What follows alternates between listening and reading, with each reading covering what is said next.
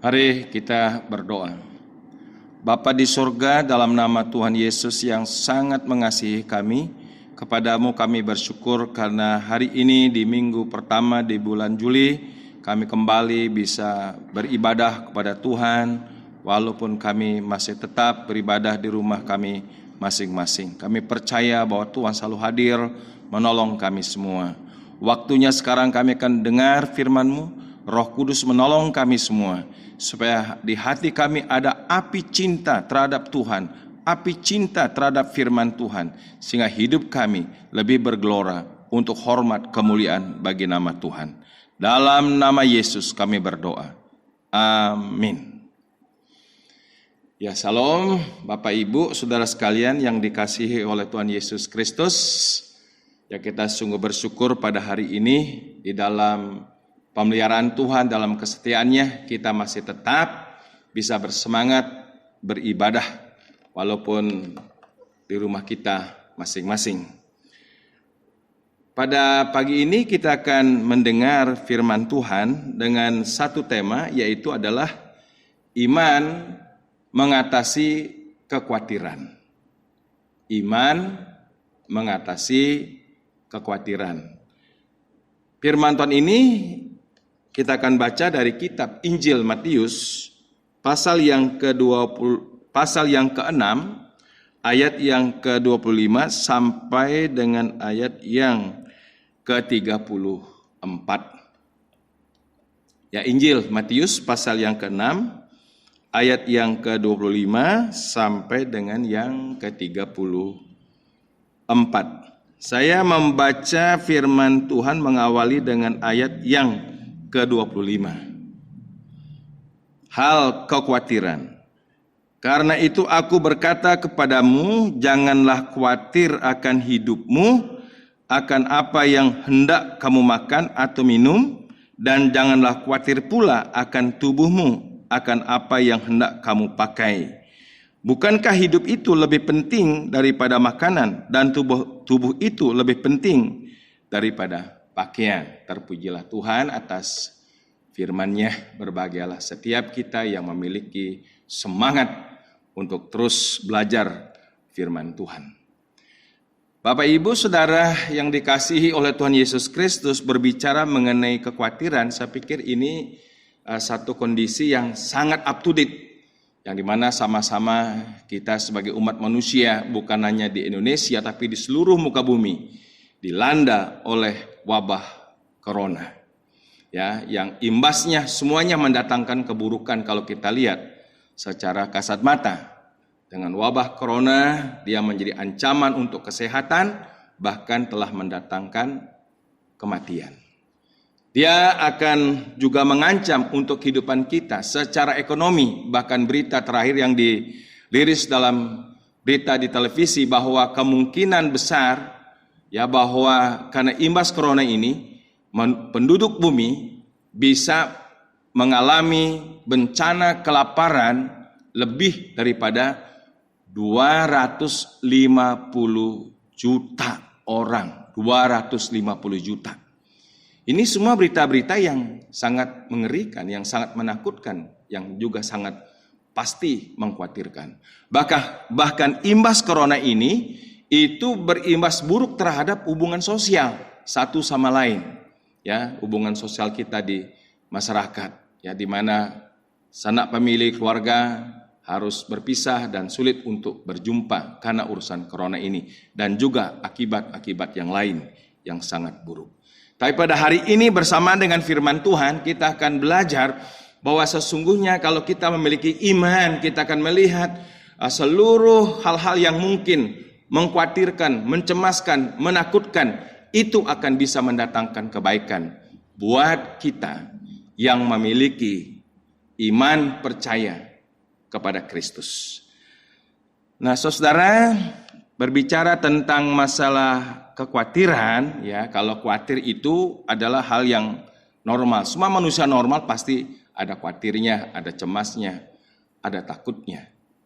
Tetapi kalau sudah kekhawatiran, ketakutan, kecemasan, itu telah menjadi penyakit yang akan memasung seluruh semangat kita, pikiran kita, hati kita, kita akhirnya tidak bisa berbuat apa-apa. Tapi kalau cuma istilahnya takut, cemas, ya khawatir, itu normal yang akan membuat kita menjadi satu sinyal leram untuk kita bisa waspada dalam hidup ini. Nah, saudara, apa itu iman yang mengatasi kekhawatiran? Saya katakan adalah hal yang pertama, iman yang tidak meragukan pribadi dan perkataan Tuhan Yesus. Saya ulangi lagi sekali. Ya, iman yang mengatasi kekhawatiran itu adalah iman yang tidak meragukan pribadi dan perkataan Tuhan Yesus. Sesuai dengan yang kita baca tadi pada ayat yang ke-25, ya, karena itu aku, siapa di sini? Yesus Kristus berkata kepadamu, janganlah khawatir akan hidupmu, akan apa yang hendak kamu makan atau minum, dan janganlah khawatir pula akan tubuhmu, akan apa yang hendak kamu pakai. Bukankah hidup itu lebih penting daripada makanan, dan tubuh itu lebih penting daripada pakaian? Saya berkata, Yesus Kristus, pribadi Yesus. Siapa pribadi Yesus? Dia adalah pribadi Allah sendiri.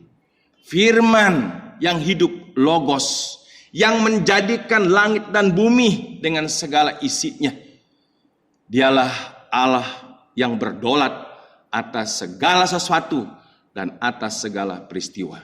Saudara nanti boleh baca Yohanes pasal 1 ayat 1 sampai 3. Ya. Jadi bahwa tidak ada satupun yang terjadi tanpa Dia, yaitu Yesus Kristus. Pribadi yang maha kuasa. Pribadi di mana kita tidak layak untuk meragukan pribadinya. Tidak layak untuk meragukan perkataannya. Karena perkataan-perkataan firman-Nya adalah ajaib. Tidak ada firman-Nya yang gagal. Roma 9 ayat 6. Tidak ada rencana Tuhan yang gagal. Ayub pasal 42 ayat yang kedua.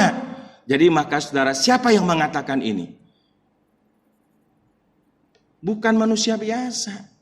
Tapi dialah Yesus, juru selamat kita, yang telah menyerahkan hidupnya sendiri untuk kita manusia berdosa. Dia mati dan bangkit.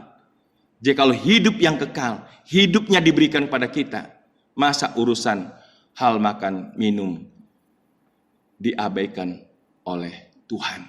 Saudara, makanya saya katakan iman yang mengatasi kekhawatiran adalah iman yang tidak meragukan sedikit pun pribadi Yesus dan juga firman-Nya, perkataannya yang disabdakan kepada kita. Apapun mungkin kondisi ke depan, mari kita memandang dari perspektif iman kita sama Yesus. Jangan dengan akal budi kita, jangan dengan kekuatan kita, jangan berdasarkan konsep-konsep pikir kita. Mari kita memandang kepada Yesus Kristus yang telah memberikan dirinya dan juga yang telah memberikan perkataan firman-Nya, pengajarannya. Saudara, ada satu peristiwa yang sangat penting pada waktu Tuhan Yesus hidup di bumi, ya, bersama-sama dengan para murid-Nya. Tatkala Yesus berada di tepi pantai Genesaret untuk mengajar orang banyak. Saudara, di situ diceritakan ada Simon Petrus bersama dengan nelayan-nelayan yang lain sudah semalam-malaman menangkap ikan. Dan memang mungkin adalah masa peceklik sehingga mereka tidak mendapatkan atau menangkap ikan, satu ekor pun tidak dapat. Perahunya kosong, gelondongan. Saudara, akhirnya itu perahu menepi, Yesus naik dikatakan di perahu Simon dan mulai mengajar banyak orang. Sudah selesai mengajar, berarti hari sudah cukup siang. Ya, matahari sudah menyingsing. Dan akhirnya Yesus berkata kepada Simon, Simon, kasih juga kepada yang lain. Sekarang dorong perahumu lebih dalam lagi dan tebarkan jalamu di sebelah kanan. Saudara, Simon menjawab, Guru, Kami sudah semalam-malaman. Kami ini profesional. Kami ini tahu mengerti urusan masalah temperatur laut dan lain sebagainya, keadaan laut. Kami sudah tidak dapat menangkap apa-apa. Tetapi saudara, Simon tidak berhenti di situ. Tetapi karena engkau yang mengatakannya. Mari kita coba baca dalam kitab Injil Lukas, pasal yang ke-5. Ini saudara lihat. Simon yang baru berjumpa dengan Yesus. Yang waktu itu Yesus mengajar ada banyak hal pada orang banyak. Mungkin dalam pengajaran itu sedikit banyak Simon Petrus ada pencerahan dalam pikiran dan hatinya. Saudara, siapa Simon Petrus? Orang-orang yang sangat profesional untuk masalah urusan kelautan. Ya, tetapi di situ dia tidak bersandar mengandalkan keprofesionalannya, tidak mengandalkan akal budinya. Lihat, dia katakan apa pada ayat yang ke-5 dari Lukas pasal 5. Simon menjawab, Guru, telah sepanjang malam kami bekerja keras dan kami tidak menangkap apa-apa. Tetapi karena engkau yang menyuruhnya, aku akan menebarkan jala juga. Lihat, saudara, Simon dan juga kawan-kawan tidak mengandalkan keprofesionalannya, tidak mengandalkan akal budinya. Karena engkau Yesus, pribadimu Yesus, dan engkau telah berfirman, maka kami akan menebarkan jala juga. Saudara, lihat di sini bahwa Simon Petrus betul-betul bulat percaya kepada Yesus, percaya kepada perkataannya, beriman penuh. Akhirnya saudara, apa yang terjadi? Terjadi musisat, sehingga ditangkaplah ikan bukan hanya untuk satu perahu, sampai 2 perahu penuh ditangkap ikan. Terjadi musisat. Makanya kita dengar pada hari ini, siapakah yang mengatakan, karena itu aku berkata kepadamu, janganlah khawatir akan hidupmu. Yang mengatakan adalah pribadi yang sama, pribadi yang tidak berubah, dahulu, sekarang, sampai selama-lamanya. Di tengah-tengah badai corona ini, bencana corona ini, yang nanti berimbas, yang tidak kita mengerti sejauh mana nanti akan terjadi imbas buruknya. Saya mendengar televisi sudah diberitakan berkali-kali, penduduk dunia ini akan mengalami bencana kelaparan 250 juta. Banyak orang mengkerutkan keningnya. Waduh, ini bagaimana? Ada banyak orang sedang gelisah. Tapi saya katakan juga hari ini, berdasarkan firman Tuhan, mari kita jangan meragukan pribadi Tuhan Yesus. Jangan kita meragukan perkataan firman-Nya. Percaya saja dengan segenap hati kita. Lakukan apa yang menjadi bagian kita. Yang tidak bisa kita lakukan, itu sepenuhnya bagian Tuhan. Percaya dengan segenap hati.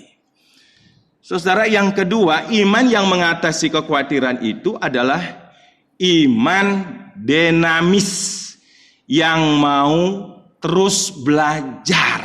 Saya katakan yang kedua adalah iman dinamis, bukan statis, bukan apatis, bukan iman yang pasif, tapi iman dinamis yang selalu mau belajar. Maka dikatakan firman Tuhan seterusnya, Tuhan Yesus mengatakan, belajarlah dari burung-burung di langit yang tidak menabur dan tidak menuai dan tidak mengumpulkan bekal dalam lumbung, namun diberikan makan oleh Bapakmu yang di sorga. Bukankah kamu jauh melebihi burung-burung itu? Siapakah di antara kamu yang karena kekhawatirannya dapat menambahkan sehasta saja pada jalan hidupnya? Dan mengapa kamu khawatir akan pakaian? Perhatikanlah, belajarlah dengan saksama, itu maksudnya, pada bunga bakung di ladang yang tumbuh tanpa bekerja dan tanpa meminta. Saudara, artinya yang kedua di sini, Yesus supaya kita ini komparatif sedikit, memperbandingkan dengan alam semesta, memperbandingkan dengan burung-burung, dengan bunga rumput, bunga bakung. Saudara, kita ini adalah ciptaannya yang termulia dari semua ciptaan. Kalau ciptaan yang lain aja Tuhan pelihara, karena Tuhan itu adalah Tuhan yang sangat providen, yang sangat peduli, yang sangat mengerti, yang sangat memelihara. seluruh ciptaannya. Ingat, di sini kita disadarkan dari seluruh ciptaan, saudara dan saya sebagai manusia diciptakannya menjadi ciptaan yang paling mulia. Saudara-saudara, nah biarlah kita juga banyak belajar dari situasi kondisi, ya, dari banyak orang yang kita lihat, saudara-saudara kita, atau mungkin kita membaca buku, ada kesaksian-kesaksian yang begitu orang itu sudah miris, nyaris memang sudah harus lewat. Tetapi di dalam kemutlakan pemeliharaan Tuhan, Tuhan bisa mendatangkan berkat di ujung di mana orang itu mungkin tidak ada harapan. Saudara, ada banyak tokoh-tokoh iman di dalam Alkitab yang hidup mereka itu seperti perantau orang asing di muka bumi ini. Kalau kita baca di dalam kitab Ibrani pasal 11, ada banyak tokoh-tokoh iman.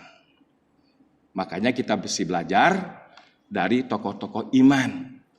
Banyak sekali, baik yang sudah dipanggil dan juga ada tokoh-tokoh iman yang masih hidup. Siapa Bapak Abraham? Bukankah Tuhan yang memanggil? Bukankah Tuhan yang sudah memberikan janji? Apakah Abraham lepas daripada pencobaan dunia? Tidak. Abraham pun pernah mengalami kelaparan.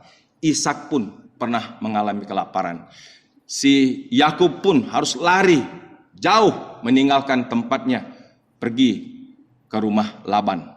Saudara, ada banyak tokoh-tokoh iman yang lain yang mereka juga mengalami satu perjuangan hidup hari demi hari, urusan makan dan minum. Kita ingat juga Ibu Naomi. Saudara, cerita Ruth itu orang seringkali menonjolkan Ruth itu tidak salah. Tapi saya juga sangat tertarik dengan Ibu Naomi. Dia pergi dengan tangan yang penuh ke negeri Moab. Dikatakan dengan tangan penuh harta bendanya karena terjadi peceklik di Bethlehem. Bersama suaminya dengan kedua anaknya Malon dan Kilion. Saudara, kedua anaknya mendapat menantu di Moab, yaitu Orpa dan Ruth. Saudara, tapi akhirnya semuanya sirna, suaminya meninggal, kedua anaknya meninggal, tinggal Naomi dengan kedua menantunya. Hidup sengsara di negeri Moab. Saudara, namun di negeri Moab ini, di negeri asing, hanya tinggal satu aset. Apa asetnya, saudara? Harta benda sudah habis semua, luluh lantah. Hanya tinggal satu saja pada Naomi, yaitu imannya kepada Elohim, Allah yang hidup, Yesus Kristus, nggak ada lain. Dan akhirnya saudara, dia memberanikan kembali untuk ke Bethlehem karena Bethlehem sudah diberkati oleh Tuhan. Ya, pulang bersama dengan salah satu menantunya yang bernama Ruth. Lihat di sini, di tengah-tengah titik nandir, di tengah titik yang begitu sangat krisis, akhirnya karena ada iman percaya yang teguh. Kan ada di negeri asing, bisa aja kalau seandainya iman yang tidak kuat, dia barangkali bisa pindah iman, tapi Naomi tidak. Sehingga dia pulang dalam iman yang sama, dan Tuhan mulai memperhatikan Naomi melalui menantunya, dan terus Ruth menikah dengan Boaz, seterusnya. Dan akhirnya Naomi terpelihara dari urusan resesi ekonomi yang dia alami. Tuhan memberkati Naomi melalui menantunya Ruth yang nikah dengan si Boaz, terus melahirkan keturunan sang juru selamat. Luar biasa, puji Tuhan. Makanya ada banyak pelajaran. Makanya yang kedua, iman yang mengatasi kekhawatiran, jangan berhenti belajar. Belajar terus dari semua keadaan. Saudara-saudara kita, bukannya kita yang mengalami kesusahan, orang lain pun ada mengalami kesusahan. Kalau mereka bisa mengatasi, berdiri tegak dalam kesusahan, dalam masalah pergumulan penderitaannya, kenapa kita tidak? Kita lebih orang yang beriman kepada Yesus Kristus. Iman dinamis yang selalu mau belajar. Ada banyak pelajaran. Saudara, saya yakin dan percaya saudara mengerti akan poin yang kedua ini. Nah, poin yang ketiga, iman mengatasi kekhawatiran itu adalah iman yang memprioritaskan hal rohani, yaitu kerajaan surga. Jadi walaupun memang kita barangkali sudah pas-pasan, di bawah pas-pasan, tapi tetap justru semangat rohani kita jangan surut. Ekonomi boleh resesi, semangat rohani kita jangan resesi. Ekonomi boleh peceklik, iman kita jangan peceklik. Iman kita tetap subur. Ya, di tengah-tengah masa sulit ini, di masa corona ini. Maka dikatakan firman Tuhan, saya langsung aja pada ayat yang ke-33, ayat yang terkenal. Banyak orang Kristen menghafal, sudah tidak asing lagi. Namun hari ini kita perlu mengimani ayat ini, dikatakan demikian. Tetapi carilah dahulu kerajaan Allah dan kebenarannya, maka semuanya itu akan ditambahkan kepadamu. Carilah terlebih dahulu kerajaan Allah dan kebenarannya. Saudara, bukankah kita yang telah percaya sama Yesus Kristus, kerajaan surga telah menjadi jaminan. Hidup yang kekal sudah menjadi jaminan. Yang menjadi jaminan apa? Bukan kondisi ekonomi kita, bukan kekayaan kita yang menjamin. Yang menjamin adalah Yesus Kristus yang sudah mati dan bangkit. Kita percaya keselamatan hidup yang kekal. Hidup bersama-sama dengan Yesus di surga yang kekal. Saudara, kalau ini kita sudah mempunyai keyakinan bulat, maka dalam dunia ini mari utamakan hal rohani. Apa hal rohani? Yaitu doa, baca firman, beribadah sama Tuhan, melayani Tuhan. Jangan kendor. Karena resesi ekonomi lemes, melayani Tuhan lemes. Karena peceklik ekonomi, kita mengalami kesusahan, kita melayani juga peceklik. Sudah mulai malas-malasan untuk ibadah, malas-malasan untuk kita melayani Tuhan. Bahkan mungkin kita tidak berdoa di rumah. Karena kita sudah mulai dihinggapi oleh yang namanya kekecewaan, kesedihan yang mendalam, kekhawatiran, kecemasan, ketakutan. Saudara, jangan biarkan raksasa-raksasa, Goliat, ketakutan, kecemasan, ataupun kekhawatiran apapun namanya menguasai kita. Tapi justru kalahkanlah raksasa Goliat itu. Raksasa ketakutan, raksasa kekhawatiran, raksasa kecemasan dengan iman. Engkau datang ingin mengintimidasi, menakuti kami, ya, dengan tombak dan lembing. Ya, Daud berkata demikian kepada Goliat. Tapi aku datang demi nama Tuhan. Aku datang demi nama Yesus Kristus. Makanya lihat saudara, Daud yang kecil ini dalam kuasa Tuhan sanggup menaklukkan manusia raksasa yang bernama Goliat itu. Itu tidak berubah sampai hari ini.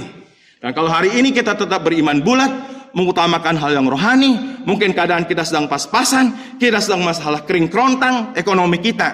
Kalau memang iman kita subur, semangat rohani kita tetap akan terus menyala-nyala. Saya percaya firman Tuhan, karena yang mengatakan Tuhan Yesus, cari terlebih dahulu kerajaan Allah dan kebenarannya.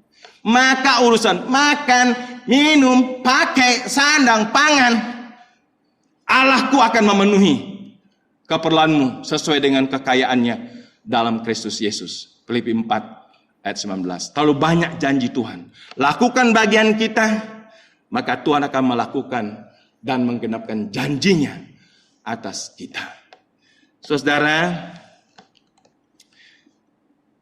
biarlah kiranya firman Tuhan pada hari ini boleh kembali mengingatkan dan menyegarkan kita kembali.